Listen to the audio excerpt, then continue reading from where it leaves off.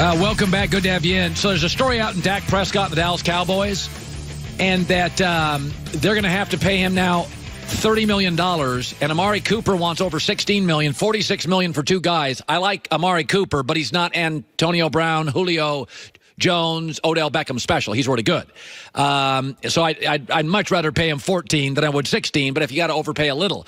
Dak Prescott he's the line of demarcation. Right below him on the best quarterbacks in the league is Mariota, who I'm out on, Winston, pretty much out on, Case Keenum, Andy Dalton. You're going to have to overpay for him.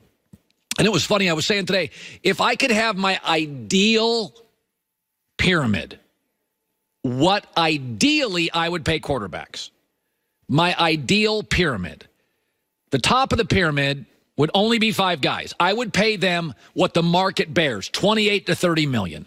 Aaron Rodgers, Andrew Luck, Patrick Mahomes, Russell Wilson, Tom Brady. I'm just going to pay them what I have to pay them. I'm not going to have to love it. Aaron's a little brittle. Andrew Luck's been hurt. Russell's a little small. Patrick Mahomes a little young. Brady a little old. They're not perfect, but I'd pay them what the market bears. Then the guys I'd push back on a little, and I'd pay about $23 million a year tops, are guys like Phillip Rivers, Drew Brees, Matt Ryan, Big Ben, Carson Wentz, and Watson. Now, Carson Wentz and Watson there's some injury concerns here, but I think they're transformative talents. I think Wentz is better than Watson. Watson's doing it behind an awful offensive line. Those guys also have flaws. Many of you think, why not Drew Brees tier one? Because at the end of last year, I thought Drew Brees looked tired. I thought his arm, he doesn't throw the ball vertically down the field anymore. Those are the guys I'd pay in my ideal pyramid. They're tier two, $23 million. The third tier, I'd try to pay somewhere in the $18 to $20 million zone. That is, that's guys that are grown-ups. They can run a team. Garoppolo, Cousins, Stafford, Goff, Dak, Cam. I'd even put Andy Dalton in there and Kirk Cousins in there. They're grown-ups. I can trust them. That's only 18 quarterbacks.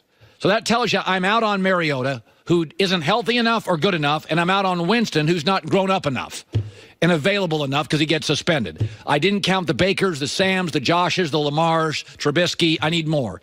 The only young, by the way, I would put Jared Goff in tier 3. The only young quarterbacks I would put in any of these tiers, Mahomes in tier 1. I think he's an absolute transformative talent.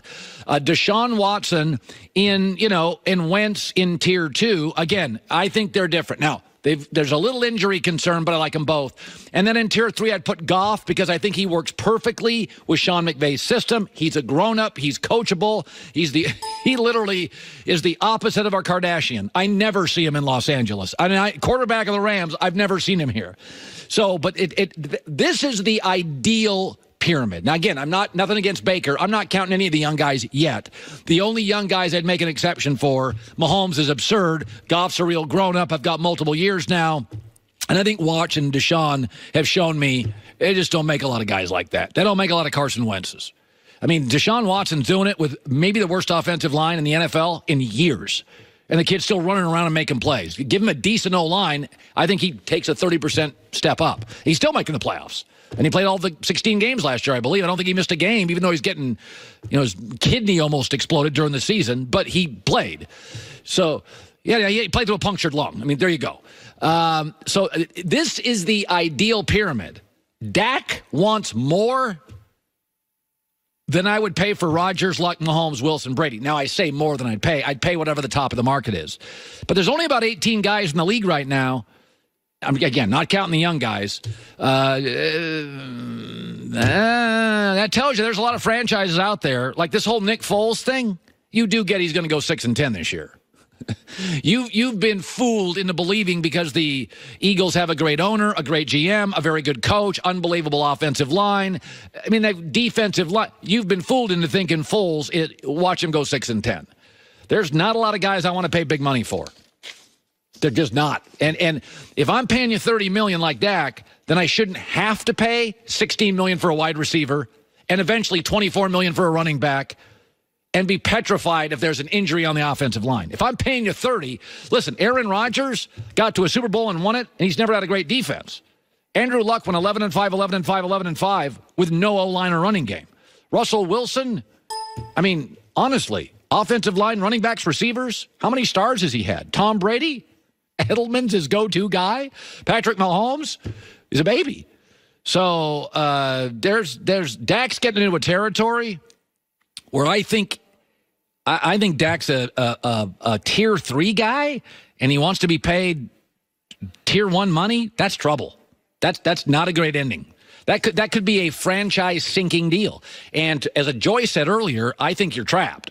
Because if I'm Dak's agent, I'm like, you think I'm taking a haircut? You think I'm taking a pay cut? I saved your franchise. I watched the year that Tony Romo was hurt. I watched your backups.